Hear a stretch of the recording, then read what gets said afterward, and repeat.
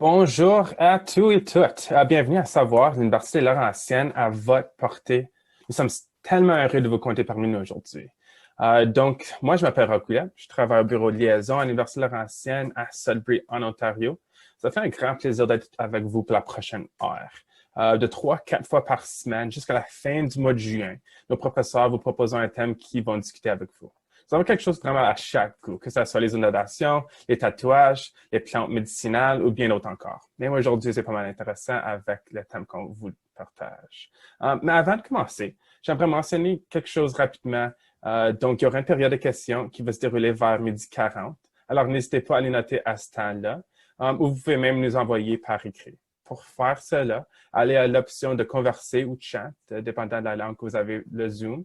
Puis lorsque vous cliquez dessus, une section va ouvrir puis vous pouvez engager lors de la présentation.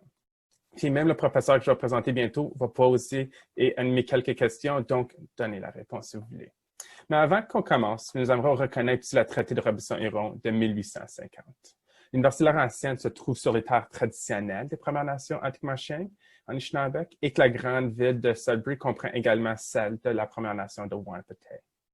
Donc, écrivez-vous dans les commentaires. On veut vraiment savoir si vous avez trouvé la boîte chat. Donc, mentionnez votre nom, la ville, puis quelle année que vous êtes. On veut vraiment savoir qui est parmi nous aujourd'hui. Mais j'aimerais aussi mentionner que tu peux allumer votre écran, mais notez que le webinaire est enregistré. Donc, ça, c'est vraiment moi qui parle un peu trop, mais j'ai le plaisir à vous présenter un professeur excellent qui s'appelle professeur Marc Arsenault. Marc est un professeur agrégé à l'école de génie Barty. Il s'intéresse particulièrement à la mécanique des robots. Donc, M. Arsenault, Marc, la parole est à vous. Okay, merci, Roch. Bonjour à tous. Je vais juste partager l'écran ici. Bon, donc bonjour à tous. Merci pour l'introduction, Roch. Ma présentation aujourd'hui, comme on l'a indiqué, je suis un professeur en génie mécanique à l'Université Laurentienne, à l'école de génie Barty.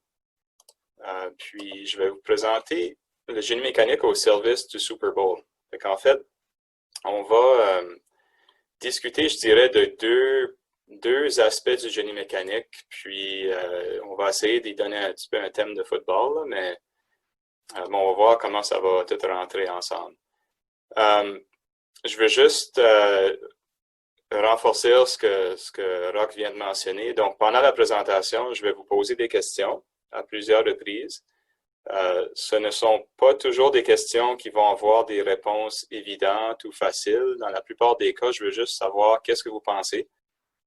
Puis, je vous encourage à ne pas être trop gêné, là, puis de soumettre vos questions, vos réponses plutôt, dans le chat. Comme ça va stimuler un peu la discussion. Fait que pour commencer, je vais vous montrer une vidéo. Je vais juste partager un autre écran ici avec YouTube. J'espère que tout le monde peut voir l'écran. Roch, je vais peut-être te demander, bon, c'est bon. Donc, la qualité du vidéo ne sera peut-être pas exceptionnelle, c'est pas bien grave. Puis finalement, mon titre n'est pas tout à fait exact, ce n'est pas le Super Bowl. Donc, c'était un match l'automne dernier entre les Saints et les Chargers. Donc, je vous montre la vidéo, puis là, je vais avoir une question pour vous.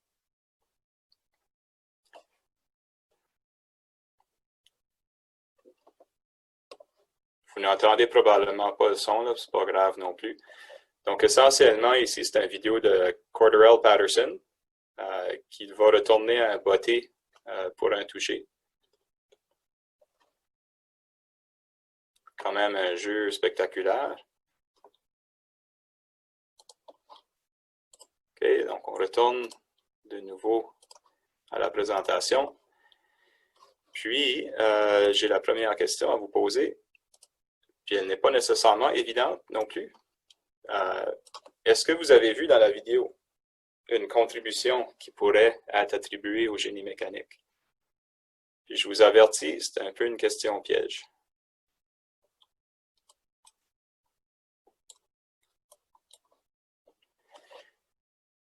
Est-ce qu'il y a quelqu'un qui a des idées? Bon, il y a Matt qui fournit une réponse super intelligente. Donc, c'est en plein ça.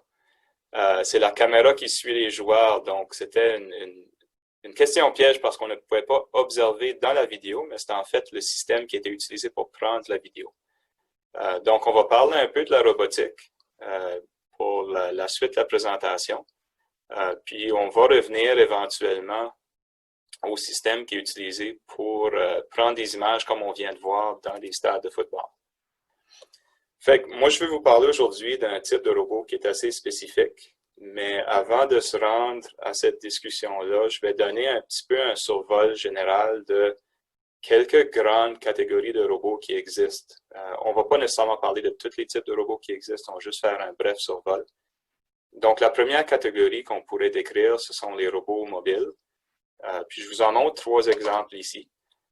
On va commencer à la droite ici, on voit un drone. Donc, je pense que tout le monde est probablement au courant de c'est quoi un drone. Donc, c'est un robot qui se déplace par le vol, très répandu. Au milieu, on a le robot Big Dog. Donc, c'est ça le nom du robot. C'est un robot qui est conçu, développé par une entreprise américaine qui se nomme Boston Dynamics. Je ne vais pas vous montrer une vidéo de Big Dog aujourd'hui, mais si vous avez la chance, à un moment donné, après la présentation, allez sur YouTube, faites une recherche pour Big Dog Robot. C'est un robot très, très, très impressionnant. Il est capable de sauter, de courir à des vitesses quand même assez élevées. Puis une des choses que le robot est capable de faire qui m'impressionne le plus, c'est que si on lui donne un coup de pied du côté, il est capable très rapidement de changer la configuration de ses pattes pour maintenir le ballon. Donc, allez voir ça sur des vidéos, c'est assez impressionnant. Puis finalement, le robot que vous voyez à la gauche, c'est une autre sorte de robot mobile. C'est un robot qui se déplace en roulant sur des roues plutôt que de marcher ou de voler. Puis celui-ci, en fait, a été conçu et fabriqué par des étudiants en génie mécanique à l'Université Laurentienne. Donc, en quatrième année en génie mécanique, il y a un cours qui dure toute l'année où les étudiants sont placés en équipe de 4 avec l'objectif de faire la conception puis la réalisation d'un système mécanique quelconque. Donc, il y a de ça, je pense, 2 ou 3 ans, on avait 2 équipes de 4 qui, ensemble, ont fait la conception de ce robot ici. Le but, c'était de participer à une compétition internationale d'exploration planétaire, on va dire simulée. Là, ça allait se passer dans le désert au Utah, aux États-Unis. Fait qu'il y avait un groupe de 4 qui a développé la base mobile. Puis là, il y a un bras robotique qui est monté sur le robot aussi. Puis l'autre groupe était responsable pour cet aspect-là du projet. Donc ça, ce sont les robots mobiles. Ensuite, si on se tourne un peu plus vers les robots qu'on risque de retrouver un peu plus en industrie, par exemple, si jamais vous avez la chance de visiter une usine de fabrication automobile, moi j'ai eu le privilège de visiter celle de Toyota à Cambridge à quelques reprises, vous allez voir qu'il y a un nombre impressionnant de robots qui s'y retrouvent. Puis la plupart, presque, je dirais, l'entièreté de ces robots-là sont du type sériel. Donc, on dit que ce sont des robots sériels. Est-ce que vous pouvez voir ma souris, Rack? Oui. Donc, pour ceux, on a eu un petit peu un imprévu là. Donc, je m'attendais de pouvoir dessiner sur mes acétates, mais la technologie ne nous l'a pas permis ce matin. Fait que je vais pointer avec la main de ma souris. Donc, le robot ici est dit Add Serial parce que il consiste en une base, donc quelque chose qui est attaché à la terre, ici qu'on voit en gris. Puis, le robot a un outil qu'on peut voir à l'autre bout. Dans ce cas ici, c'est un outil qui est utilisé pour faire la soudure par point.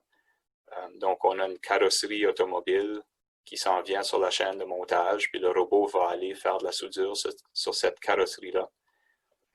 Mais la raison pour laquelle on appelle ça un robot sériel, c'est parce qu'on a une série de corps rigides ou des membrures qui sont attachés les uns aux autres avec des liaisons. Donc, les liaisons, ce sont, dans ce cas ici, des articulations rotoïdes. Fait que quelque chose qui permet à 2 corps rigides de tourner l'un par rapport à l'autre. Puis, chacune de ces articulations-là est entraînée par un moteur électrique. Donc, en modifiant la position des moteurs, on réussit à bouger si on veut, l'outil dans l'espace. Puis étant donné que les robots, les moteurs, puis les articulations, puis les liaisons, ou les membrures sont toutes attachées dans une série ou dans une chaîne, on dit que c'est un robot sériel. Okay? Deuxième question.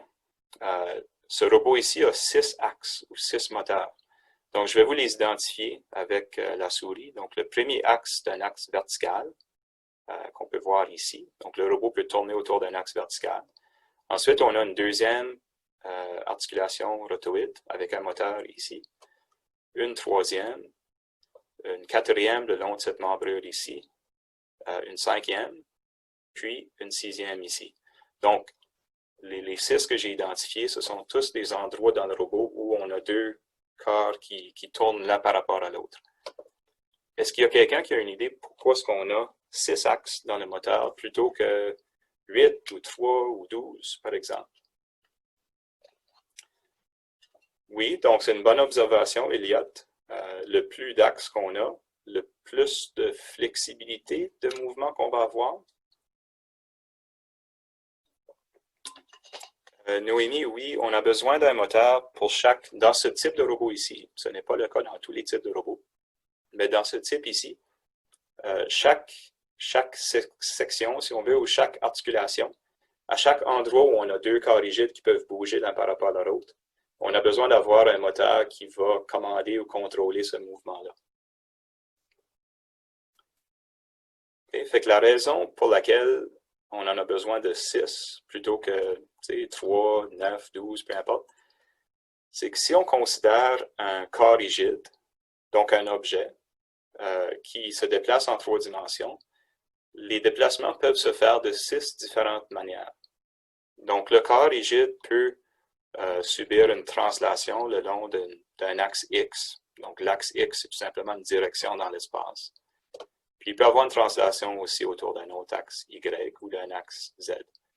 En combinant ces 3 types de translations-là, on peut effectivement bouger le corps rigide n'importe où en 3 dimensions.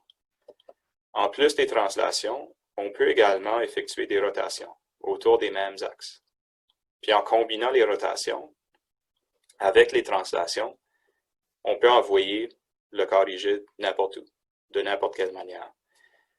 Mais pour faire ça, si on veut contrôler les 6 degrés de liberté ou les 6 différentes manières que le corps peut se déplacer dans l'espace, on a besoin de 6 moteurs dans le robot. C'est ce qui explique pourquoi le robot sériel a 6 axes dans ce cas ici. Ce ne sont pas tous les robots qui ont 6 axes. Ça dépend de la tâche qu'on doit accomplir. Donc, dans certains cas, on peut s'en sortir avec moins. Ce qui veut dire qu'on va sauver sur le coût du robot, par exemple. Une dernière observation que j'aimerais faire par rapport à ce robot ici, c'est la suivante. Si vous regardez la taille des articulations ici, comparez cette articulation-là, que j'indique avec la souris, par rapport à celle-ci, par exemple. Vous pouvez voir que celle-ci, qui est plus proche de la base du robot, est beaucoup plus grande que celle-là que je pointe ici. La raison pour laquelle c'est comme ça, c'est parce que le moteur qui est ici, puis l'articulation que le moteur entraîne, doit supporter le poids de tout le reste du bras, on va dire, du côté éloigné de la base. Okay? Donc, le moteur doit supporter tout le bras, tous les autres moteurs qui se retrouvent plus loin sur le bras, ainsi que l'outil. Puis, dans certains cas, si l'outil va manipuler une charge, ce moteur-là devrait supporter cette charge-là aussi. Donc, lorsqu'on voit des bras robotiques comme celui-là, les moteurs puis les membrures les plus près de la base vont toujours être plus grosses que les autres pour cette raison-là. Donc là, on a une troisième catégorie de robots, puis on approche à la catégorie qui nous intéresse aujourd'hui. Le robot que je vous montre ici, c'est un robot parallèle. En fait, c'est un simulateur de vol qui est développé par une entreprise montréalaise qui s'appelle CAE. Ce que vous voyez ici, en blanc, c'est une réplique d'une cockpit d'un avion. Dans ce cas ici, c'est l'Airbus A380. Donc, à l'intérieur du cockpit, il y aurait des écrans d'ordinateur, puis tous les boutons puis leviers essentiellement qu'on retrouverait dans l'avion.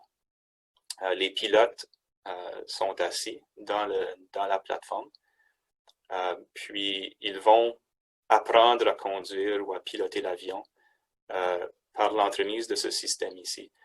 Le rôle du robot qu'on peut voir ici, donc j'explique un peu son fonctionnement. Donc on a la plateforme du robot sur laquelle est monté le cockpit, qui est relié à la base du robot, qui dans ce cas-ci est le plancher de l'usine, par 6 pattes. Donc on peut voir les 6 pattes ici. Chaque patte correspond à un vérin hydraulique, donc un vérin qui est capable de changer sa longueur. Donc, dans le robot en série ou le robot sériel que je vous ai montré auparavant, on avait des articulations rotoïdes où le mouvement, c'en était un de rotation, puis l'actionnement se faisait avec des moteurs électriques. Ici, l'actionnement se fait en changeant la longueur de vérin. Les vérins qui sont entraînés par hydraulique, par un système hydraulique.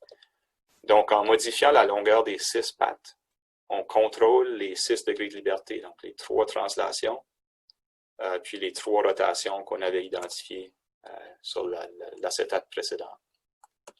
Donc, encore une fois, 6 degrés de liberté, 6 actionnaires. Okay? La raison pour laquelle on appelle ce type de robot un robot parallèle, c'est que les 6 pattes vont travailler en parallèle. Donc, si on retourne au robot en série, rappelez-vous que les actionnaires étaient montés dans une chaîne qui reliait l'outil à la base. Maintenant, chaque actionnaire représente une patte séparée, puis sont montés en parallèle. Donc, essentiellement, chaque patte se divise la tâche de supporter la masse de la cabine de l'avion. Pourquoi est-ce qu'on a besoin d'un robot ici? Mais si vous imaginez un pilote qui est en train de s'entraîner pour piloter l'avion, on veut l'immerser autant que possible dans l'environnement de l'avion. Donc, on veut lui faire sentir les mêmes forces ou les mêmes sentiments ou ressentiments physiques qu'il aurait en pilotant l'avion pour de vrai, on va dire. Donc, on peut s'imaginer, pendant le décollage d'un avion, les pilotes se sentiraient repoussés dans leur siège. Comment est-ce qu'on va essayer de répliquer un peu cet effet-là? Bien, en penchant la cabine vers l'arrière, comme on voit dans l'image, on peut s'imaginer que les pilotes à l'intérieur vont être repoussés un peu dans leur siège.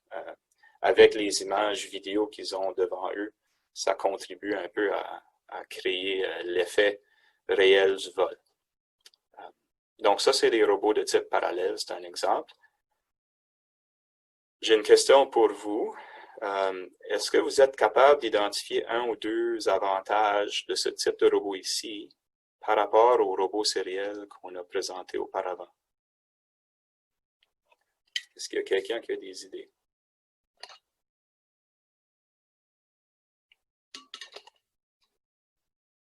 Rappelez-vous un peu comment on a discuté de la grandeur des actionnaires dans le robot en série. Comment les actionnaires ou les moteurs qui étaient le plus rapprochés de la base devaient être pas mal plus gros parce qu'ils devaient supporter tout ce qui suivait dans le bras. Est-ce que c'est le cas dans le simulateur de vol? Donc, Rock, on a toujours besoin de 6 actionnaires. Donc, on ne s'en sort pas si on veut contrôler les 6 degrés de liberté ou les 3 translations ou 3 rotations. On a besoin de 6 actionnaires. Dans ce cas ici, les actionnaires, comme on disait, ce sont des vérins hydrauliques plutôt que des moteurs électriques. Est-ce que si vous comparez, je vous demanderais de comparer ici la taille de l'outil dans le robot en série par rapport à la taille du robot. Okay, donc on voit un outil qui est quand même pas très très gros. Un robot relativement gros. Regardez ici la taille du robot par rapport à la taille de sa charge. Donc un robot qui, relativement pas si gros que ça, réussit à transporter une charge quand même immense. Okay?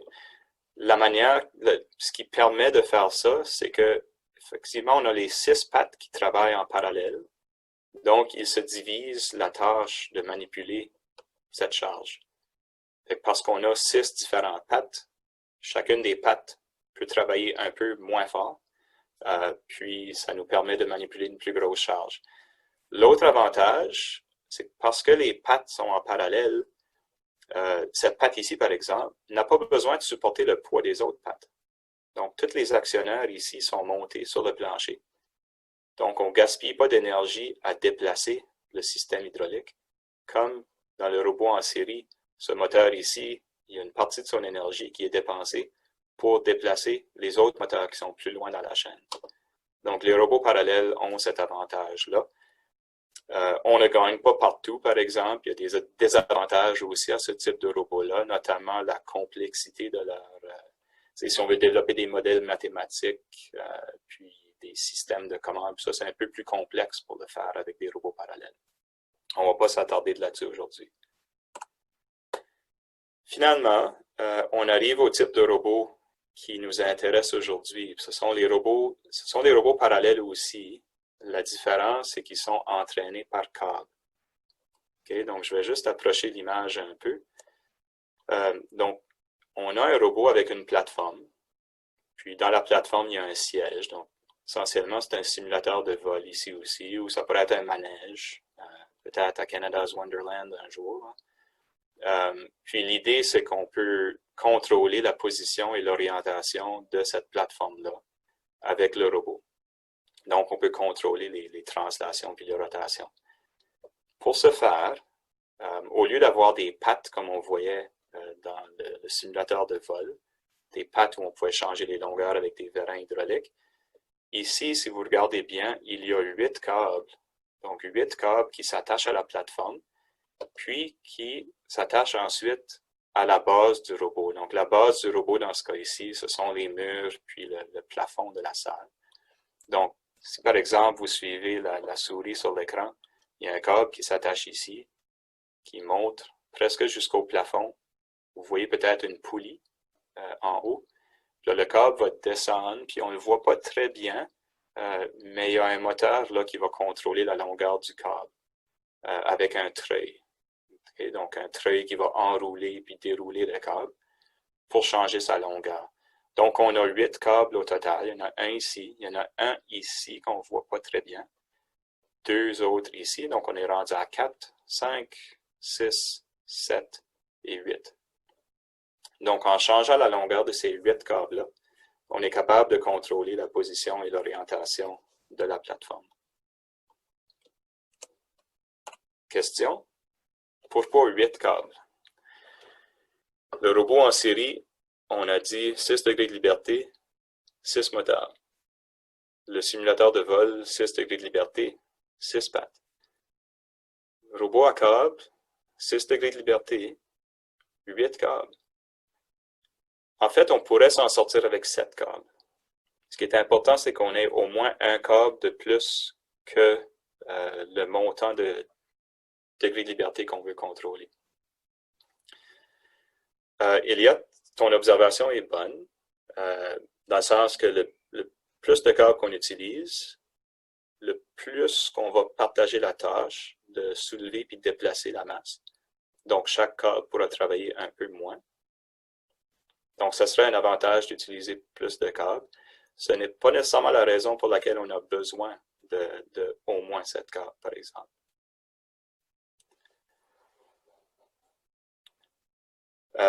Lily, oui, on veut toujours contrôler 6 degrés de liberté, comme on le faisait auparavant. Donc, avec plus de câbles, on pourrait dire ça comme ceci. Si on avait moins de câbles, on ne pourrait pas contrôler nécessairement les 6 degrés de liberté. Est-ce que ça sera plus précis, Rock? Peut-être, peut-être. Ça va dépendre probablement de plusieurs facteurs qui dépassent un peu l'étendue de notre discussion aujourd'hui. Est-ce que vous avez déjà essayé de pousser un objet avec un câble?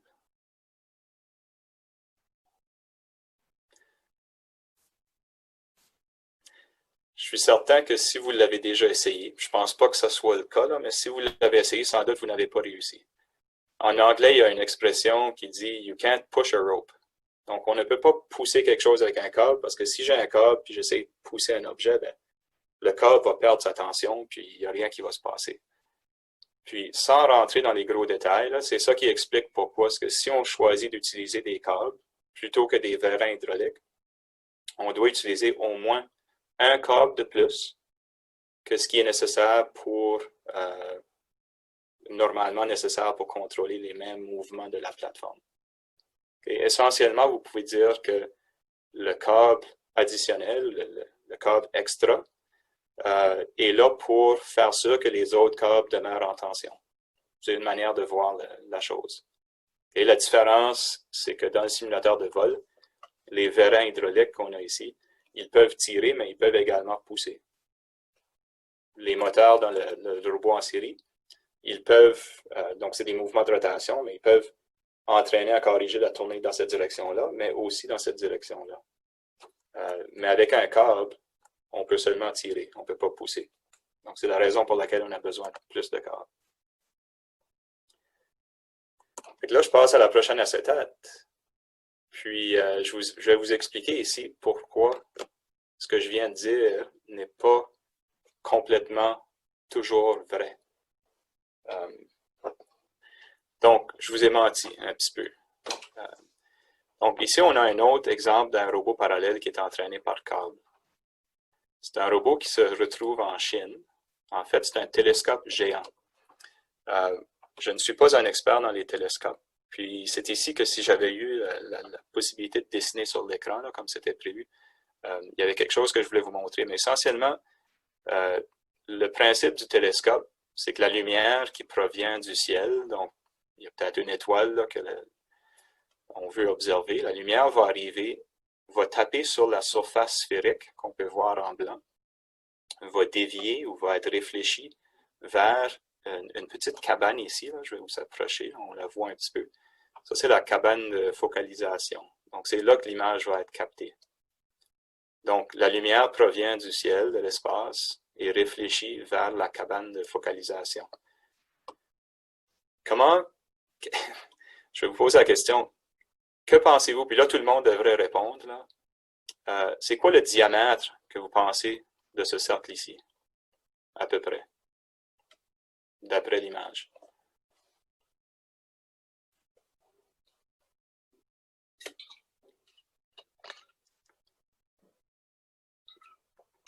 Donc, on a 5 km.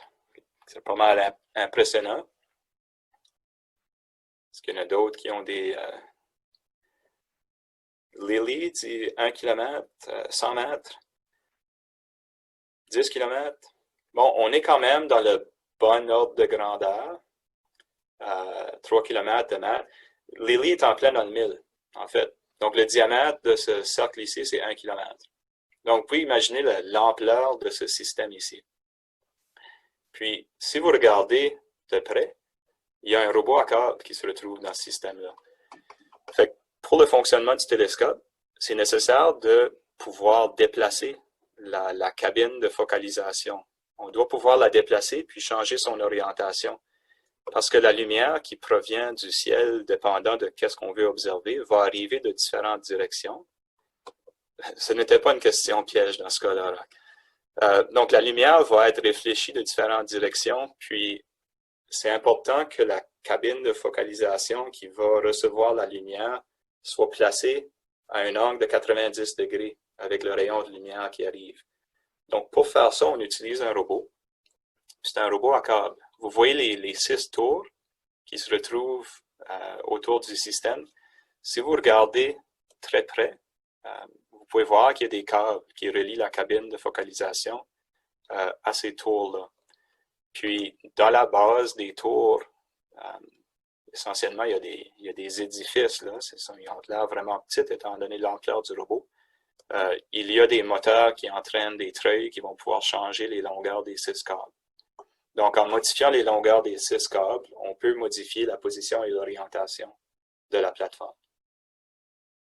Sauf que là, je viens de vous dire qu'on ne peut pas pousser avec un câble. Puis pour cette raison-là, on avait besoin d'au moins 7 câbles pour contrôler 6 degrés de liberté. Puis je viens de me contredire. Et maintenant, je vous dis 6 câbles, c'est suffisant. Il y a une différence avec ce robot ici, puis le précédent, où on avait une plateforme mobile. Est-ce qu'il y a quelqu'un qui a une idée pourquoi ce robot ici avec 6 câbles est capable de contrôler la position et l'orientation de la cabine.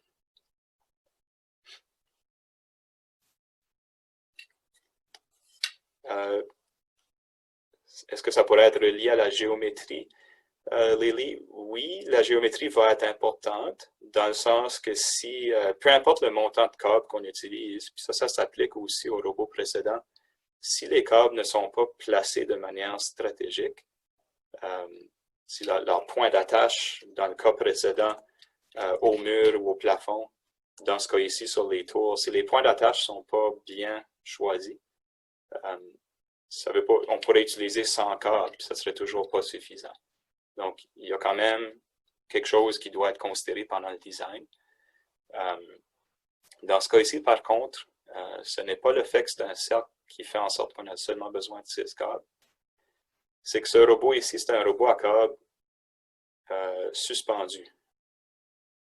Ça serait, oui, mais en fait, si on peut s'en sortir avec moins de câbles, c'est certain qu'on sauve de l'argent. Donc, on sauve sur le système d'actionnement, on sauve sur l'énergie qui est nécessaire aussi. La raison pour laquelle ce robot ici s'en sort, c'est qu'il va exploiter le poids de la cabine. Donc, si ça c'est la cabine de focalisation, puis on a les câbles qui s'en vont autour, la cabine a un poids qui tire vers le bas. Donc, dans les robots à câbles suspendus, tous les câbles vont être situés au-dessus de la plateforme qu'on essaie de déplacer. C'est le poids de la plateforme qui va tirer vers le bas, puis faire en sorte que les câbles sont tous en tension. Okay? Donc, on profite un peu de la gravité, puis ça nous permet de réduire le nombre de câbles.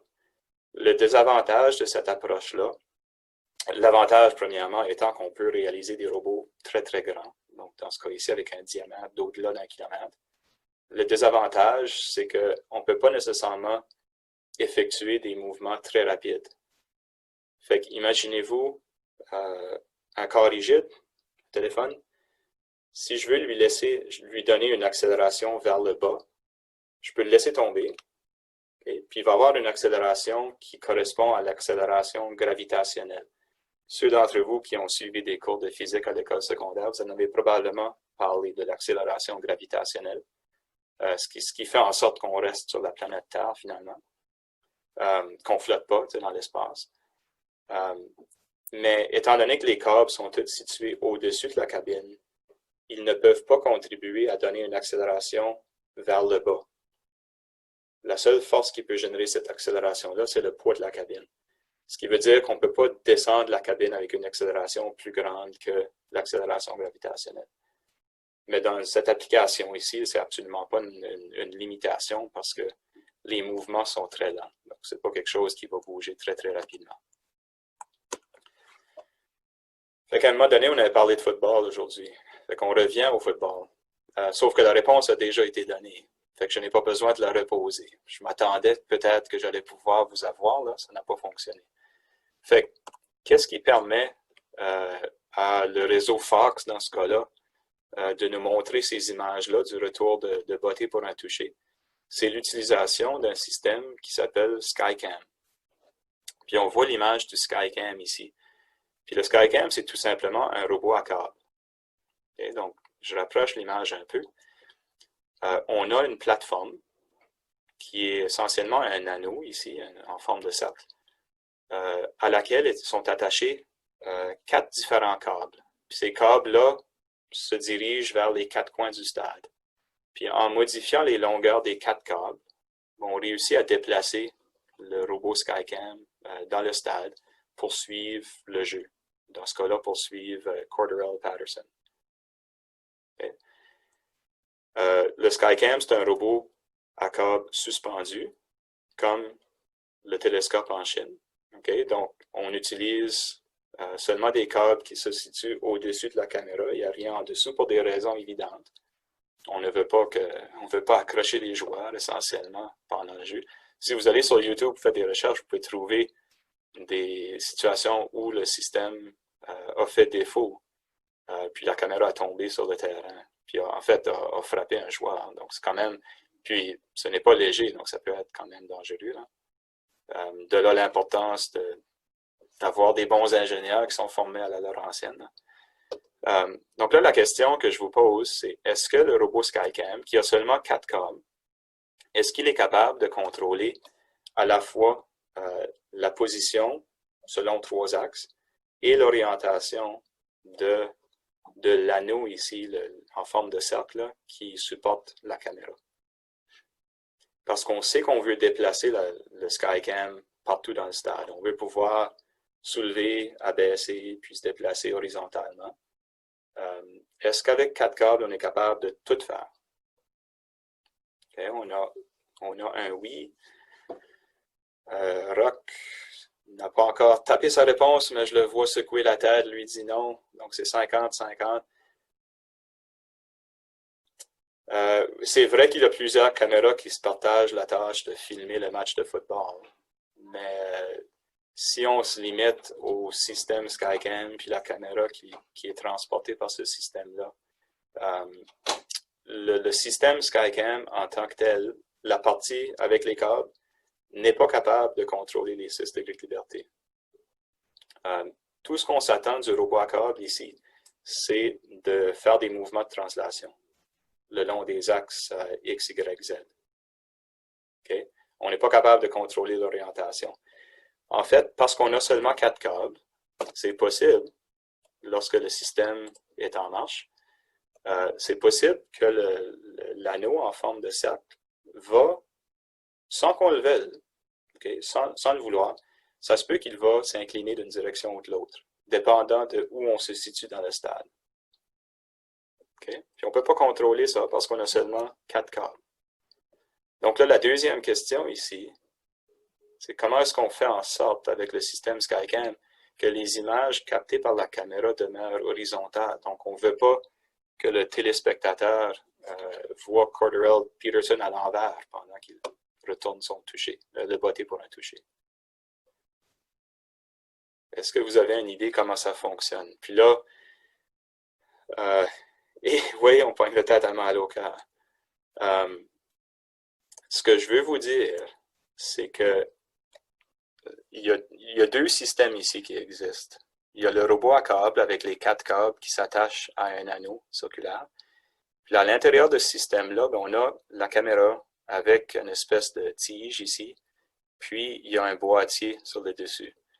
La manière que la caméra, le boîtier et la tige sont attachés à l'anneau, ça empêche, comment dire, dans un terme technique, là, ça empêche qu'on applique des moments à le système qui contient la caméra. Ben, en d'autres mots, si on a la caméra ici avec sa tige, on peut bouger l'anneau, puis ça ne va pas nécessairement faire pivoter la caméra. Donc, la manière qu'ils sont attachés, là, il y a des articulations rotoïdes qui permettent des mouvements, qui va faire en sorte que l'anneau peut s'incliner, ça ne va pas incliner la caméra.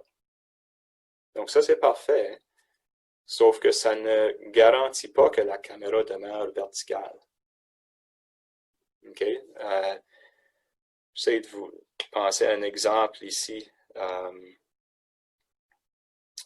Si vous tenez une règle, donc une règle flexible dans votre main, puis que vous la secouez très rapidement d'un côté à l'autre, est-ce que vous pouvez vous imaginer que la règle va aussi, en plus de se déplacer comme ça, va se plier un petit peu d'un bord à l'autre? Je ne sais pas si vous pouvez imaginer que ça va se produire, là. En secouant une règle très rapidement, vous allez la faire plier aussi pendant que vous la secouez. Donc, si on bouge la caméra très rapidement pour suivre le jeu qui se déplace dans le stade, la caméra aurait tendance à s'incliner. Pas parce que l'anneau s'incline, mais tout simplement parce qu'on est en train de la secouer. Okay? Donc, on a besoin de quelque chose qu'on n'a pas décrit encore qui va permettre à la caméra de demeurer verticale. Est-ce qu'il y a quelqu'un qui a une idée comment ça fonctionne?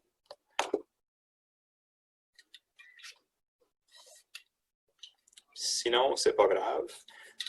L'idée d'un contrepoids, Lily, est très bonne, en fait. Si on était capable d'avoir un contrepoids exact, parfaitement exact, sans trop rentrer dans des termes techniques, là, ça serait possible de faire en sorte que la caméra ne va pas s'incliner. Donc, ton idée est vraiment, franchement, excellente. Le problème, c'est que pendant l'utilisation du Skycam, il y a des moteurs ici. Donc, c'est pas vrai qu'on veut que la caméra soit toujours dirigée dans la même direction. On veut pouvoir la pencher vers le bas ou la faire tourner comme ça parce qu'on veut suivre quand même le jeu. Okay? Mais ces mouvements-là, on ne veut pas les contrôler avec le robot à câble, on veut les contrôler avec les moteurs. On peut en voir un ici, l'autre n'est pas visible, mais l'opérateur de la caméra avec une manette est capable de contrôler ces moteurs-là. Mais parce que la caméra va changer de position délibérément, c'est impossible d'avoir un contrepoids qui est parfait. Parce que la distribution de la masse de la caméra va changer pendant son utilisation. C'est pas nécessairement super clair, là. Ta très bonne réponse me force à aller un peu plus loin que je souhaitais aller, mais pour une bonne raison, pour une bonne manière. Fait que je vais passer à la suite, et on va voir si on peut répondre à la question « Qu'est-ce qui se passe ici? » En fait, la réponse se retrouve dans le boîtier qu'on retrouve en haut ici. Puis, en partie, c'est un contrepoids, mais il y a autre chose qui se passe là aussi. Fait que là, je ne sais pas, Rock, côté temps, ça commence à s'allonger un peu. Hein? Donc, OK, on va continuer. Fait qu'on va faire on va dire que les corps rigides sont paresseux. Je vais changer de nouveau aux vidéos YouTube. J'ai une autre vidéo à vous montrer. Donc, celui-là, on peut le fermer.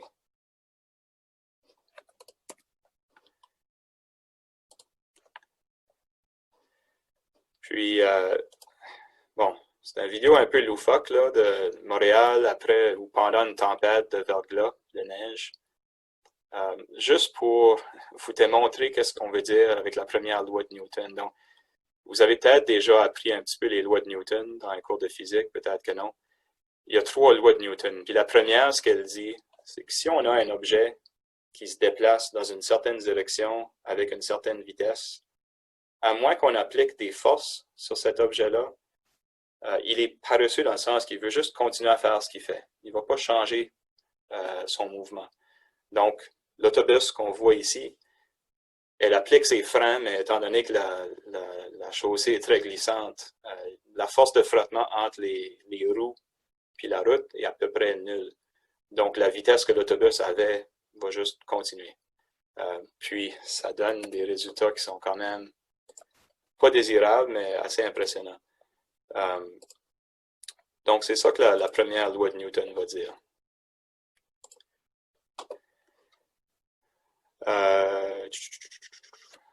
Donc, est-ce que cette loi-là s'applique aussi bien avec les corps en rotation? C'est ça la question que je vous pose. Donc, imaginez la toupie qu'on voit ici. Puis, cette toupie-là va tourner autour de son axe, un axe vertical, sur une surface horizontale. Imaginez maintenant qu'on vient incliner la surface. Donc, on va la pencher d'un bord ou de l'autre. Comment est-ce que vous pensez que la toupie va réagir? Est-ce qu'elle va s'incliner avec la surface ou est-ce qu'elle va demeurer verticale comme ça? Je ne sais pas si vous pouvez voir mes gestes là, avec mes mains. J'essaie de faire le mieux que je peux par l'entremise de Zoom. Mais imaginez qu'on incline la surface, la table. Est-ce que vous pensez que la toupie reste verticale, qu'elle continue à tourner autour d'un axe vertical ou elle va se pencher avec la surface? C'est quoi votre opinion?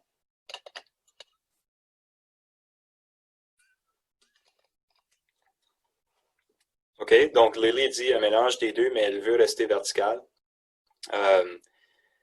Dans un monde théoriquement parfait, oui, éventuellement, elle va pencher.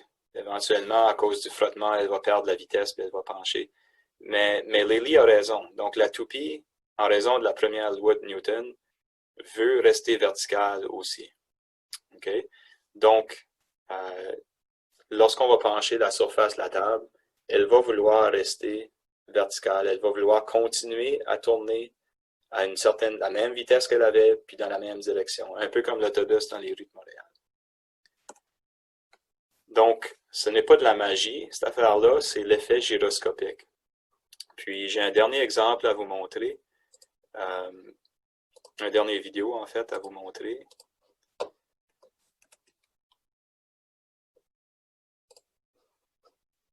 Donc, ici, on a une roue de vélo. Je ne sais pas comment bien que vous allez voir la vidéo, là. Donc, on a une roue de vélo qui est supportée par une ficelle. Puis, le monsieur va lui donner une vitesse de rotation assez élevée.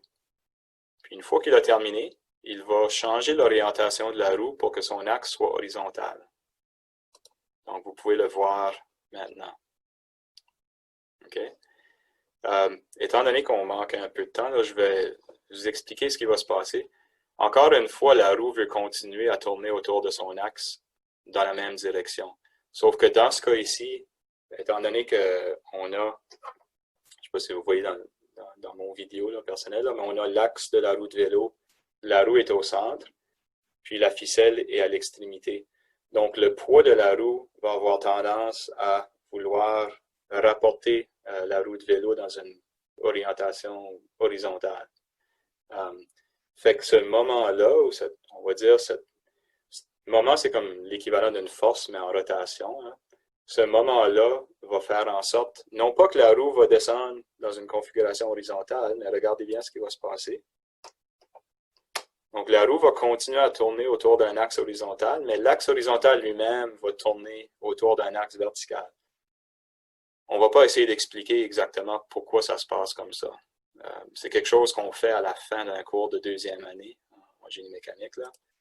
Donc, je vais vous laisser un peu sur votre appétit par rapport à ça. Puis, ça tire à sa fin, cette présentation-là. On retourne aux acétates brièvement. Fait que là, dernière question, en fait, avant-dernière question que j'ai pour vous. Le robot Skycam, est-ce que vous avez une idée maintenant comment il réussit à demeurer horizontal?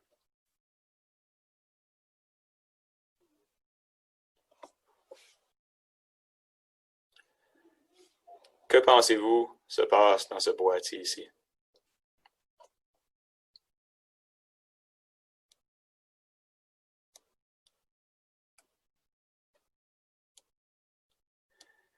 Il y a une rotation, effectivement. Non, mais c'est ça. Alors, il y a une rotation. Donc, dans le boîtier, il y a un disque. Un disque avec une masse quand même assez significative. On appelle ça un volant d'inertie. Donc, un peu comme une toupie. Puis, il y a un moteur qui fait tourner ce disque-là. Puis, étant donné que le disque veut, parce que c'est un objet paresseux, veut continuer de tourner autour d'un axe vertical, même lorsqu'on déplace la caméra, ou même si l'anneau qui supporte la caméra s'incline, un peu comme la surface de la toupie pouvait s'incliner. Okay? Donc, même s'il y a une inclinaison là, l'effet gyroscopique va faire en sorte que la caméra demeure verticale. Puis la clé repose, puis on n'a pas rentré dans les détails, là, mais la clé repose dans le fait que la manière que l'anneau est attaché à la tige qui supporte la caméra empêche l'anneau de transmettre des moments à la tige. Okay? Pour ça, il faudra avoir une meilleure image là, pour voir qu'est-ce qui se passe. Fait que pour terminer la présentation, on a parlé un peu de l'effet gyroscopique, puis bon, on a parlé de football, mais je vous demandais tout simplement si vous avez d'autres idées de l'utilisation ou la manifestation de l'effet gyroscopique dans la pratique de différents sports. Essayez de penser à d'autres exemples où les athlètes profitent de l'effet gyroscopique.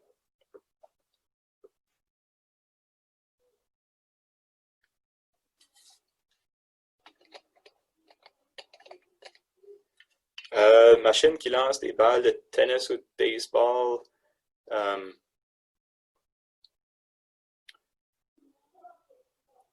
Peut-être lorsqu'on lance une baseball, là, si on veut lancer une balle courbe ou une balle rapide, par exemple, le mouvement de rotation de la balle avec je vais le dire en anglais, là, les seams, va avoir un impact sur le déplacement de la balle. Je ne sais pas si je décrirais ça comme l'effet gyroscopique. Il y a un effet gyroscopique, par exemple, dans la machine. L'effet gyroscopique n'est peut-être pas à la base du fonctionnement de la machine. Okay? Je ne sais pas s'il y en a de vous qui jouent au hockey. Okay? Les joueurs de hockey qui font... Oui, le frisbee, absolument. Le frisbee, c'est un excellent exemple. Donc, la rotation du frisbee, c'est ce qui permet au frisbee de demeurer pas nécessairement horizontal, ça dépend de la manière qu'on l'a lancé. Mais si on lançait un frisbee sans rotation, il aurait tendance à basculer d'un côté ou de l'autre. Même chose pour un ballon de football. Donc, on a Drew Brees ici qui lance... Drew Brees, en fait, qui a fait l'actualité hier pour des raisons pas nécessairement désirables. Mais il lance un ballon de football, mais il lui donne une rotation. C'est cette rotation-là qui fait en sorte que le ballon de football, étant un objet paresseux, veut continuer à vriller le long d'un axe. Donc, au lieu d'avoir un ballon qui bascule, qui ne pourrait pas voyager aussi loin, puis qui serait plus difficile à capter par le receveur de passe. Même chose au hockey, lorsqu'on fait des passes soulevées ou des saucer passes, le joueur va donner une rotation à la rondelle la rondelle, en faisant la passe, va commencer au talon de la palette, puis va s'en aller au bout. Puis ça va donner un mouvement de rotation à la rondelle qui va faire en sorte qu'elle va voyager en conservant, on va dire, son orientation. Comme ça, lorsqu'elle atterrit de nouveau sur la glace, elle ne va pas atterrir en basculant de toutes sortes de manières. Elle va atterrir d'une manière qui est plus facile pour celui qui reçoit la passe. Puis Elliot, ton exemple d'hélicoptère, oui, absolument, il y a un effet gyroscopique dans l'hélicoptère qui n'est pas nécessairement... ça peut être bénéfique ou pas bénéfique dépendant de ce qu'on essaie de faire pendant le vol, j'imagine. Un autre exemple dans le sport, puis je vais terminer là-dessus, c'est en conduisant son vélo. C'est difficile de conduire un vélo à très basse vitesse, puis de maintenir son équilibre. Mais si on peut prendre une certaine vitesse, c'est plus facile. L'effet gyroscopique en est pour une part là-dedans, parce que lorsque les roues du vélo tournent, ils veulent continuer à tourner autour d'un axe horizontal. Fait que basculer le vélo puis tomber, ça nécessiterait que les roues tournent autour d'un axe vertical. Donc, le plus rapidement les roues tournent, le plus facile que c'est de maintenir son vélo stable là, sur une configuration verticale. Donc, sur ce, je vous remercie de votre participation. Je m'excuse un peu pour le dépassement de temps. Ah, c'est correct. C'est là, Marc, que je t'ai coupé. Si vous avez des questions, je pense qu'on a 2 minutes. Il faudrait qu'on coupe la session à 13 heures. Mais si vous avez des questions peut-être reliées au programme de génie, en effet, avec le programme mécanique ou l'option de mécatronics, c'est toujours possible. On peut couvrir cela. Ou peut-être vous avez autre questions reliées à un robot que vous avez montré aujourd'hui. Les participants, posez vos questions si vous en avez. Puis, étant donné le manque de temps, là, si jamais il y a des questions reliées au programme, je suis professeur au sein du programme, mais je suis aussi coordonnateur du programme. Fait que vous pouvez me rejoindre par courriel. L'adresse qui vient d'être placée dans le chat par Rock, merci. Donc, vous pouvez envoyer n'importe quelle question que vous avez. Puis, je vais tâcher de vous répondre. Oui, puis c'est là aussi. On a des remerciements. Vous avez des questions? Non? Mais ils ont bien participé quand même avec leurs réponses. Oui, des réponses franchement très, très excellentes. On t'invite toujours à faire la rétroaction aussi si vous voulez compléter le formulaire que je mets dans le lien. Ouais, merci Lily. Puis aussi, vous faites déjà revenir à la semaine prochaine où il y aura autre session qu'on va présenter. Donc, c'est là que je vais juste remettre le calendrier dans la chat. Oh, j'ai pesé la mauvaise chose. Le voici. D'accord, OK. Ben, ça termine à un bon temps si on finit vraiment à 13 heures au moment précis. Mais Marc, honnêtement, je te remercie tellement. Moi-même, j'ai appris plusieurs choses quand ça vient dans ce domaine. Puis comment que la physique s'applique dans plusieurs manières, que ce soit le loisir avec le vélo ou même notre sport. Le génie, pas le physique. ouais, la génie. Non, c'est de la physique appliquée. Exact. L'ingénierie, c'est de la science appliquée. Donc, dans ce cas ici, c'était surtout de la physique. Oui, tu as raison. D'accord. Donc, je crois que c'est tout. J'aimerais vous remercier d'avoir venu. Il y a toujours la présentation la semaine prochaine que j'inclus. J'ai déjà inclus le lien. Puis c'est là. Pour ceux qui aimeraient apprendre davantage de l'anatomie puis la physiologie de la communication orale, joignez-vous nous à lundi à midi. Bon après-midi tout le monde.